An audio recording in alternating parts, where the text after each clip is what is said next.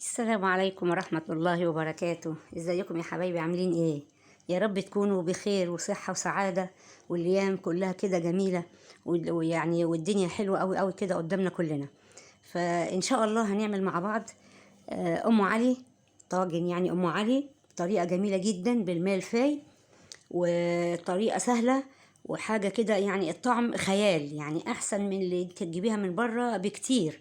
حاجة نظيفة كده في البيت وحاجة جميلة جدا، وهتدوقيها يعني هتلاقيها فعلا فعلا في فرق كبير جدا بينها وبين ايه الجاهزة اللي من بره. اللي أول مرة بقى يشوف القناة يخش يشترك ويفعل الجرس عشان يوصل له كل جديد. وما تنسوش اللايكات يا حبايبي. ويلا بينا نشوف الطريقة والمكونات. اول حاجه في المكونات اللي هي الاساسيه طبعا، اللي هو الملفاي واللبن والقشطه والسكر والفانيليا.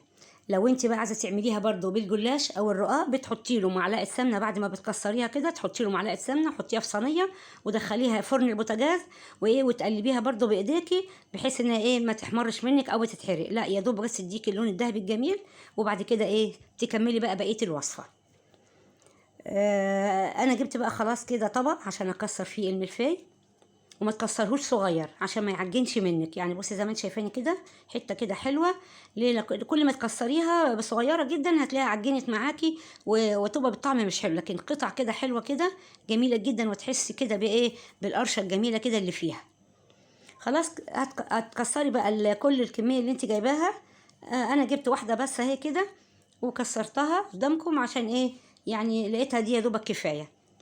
جبت بقى الطواجن اللي احنا هنعمل فيها، حطيت فيها بقى اهي الملفي، وزعته على الاربع طواجن بالتساوي، بحيث انك انت يعني ما تعديش النص، ما تعديش نص الطاجن، عشان لسه طبعا المكونات اللي هنحطها هتعليه، وعشان برضو اللبن ما يفورش معاكي فين في البوتاجاز. خلاص كده انا بقى لقيت اهي كميه كبيره، رحت جبت برضو واحد تاني اهو بقى من 5، عشان لقيت عندي انا الكميه كبيره. ليه؟ لان زي ما قلت لك مش هنعدي النص. عندك بقى شويه مكسرات، شويه سوداني، حطيهم بقى كده عليها قبل ما تضيفي اللبن خالص. كل الحاجات دي كده مع بعض وزعيه كده زي ما انتوا شايفاهم. شويه بقى جوز هند كمان حلوه قوي قوي، بتديها ريحه جميله جدا وطعم حلو قوي. وبعد كده هنحط كمان شويه زبيب عليهم. لو انت بقى مش حابه حاجه من دول كلهم استبعديها عادي، بس بقى دي بتديها طعم خطير خطير خطير.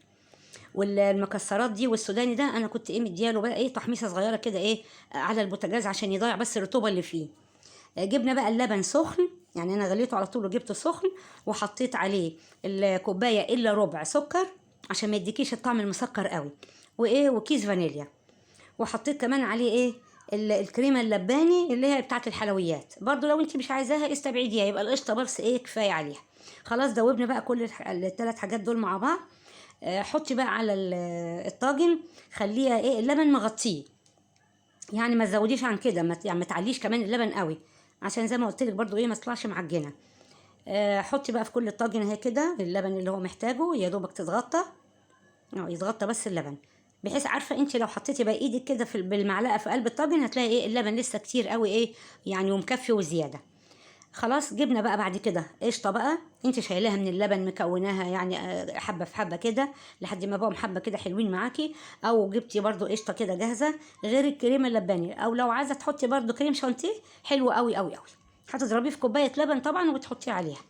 بس انا جبت الكريمه اللباني الحلواني، وحطيت القشطه بتاعت اللبن اللي انا كنت يعني مخزناها كده. وزعيها بقى بالمعلقه كده على الوش زي ما انت شايفه كده. يعني تحطي بقى يعني كميه حلوه كده، لان احنا مش هنحط سمنه، هي دوبك الكريمه اللباني مع القشطه دي ادتنا الدسم الجميل جدا، ومش يعني مش عايزين اتقل من كده. خلاص كده زي ما انتم شايفين، جبت بقى في الاخر معلقتين كبار سكر بودر، ورشيهم بقى على الوش بعد انت موزعه القشطه بقى كده.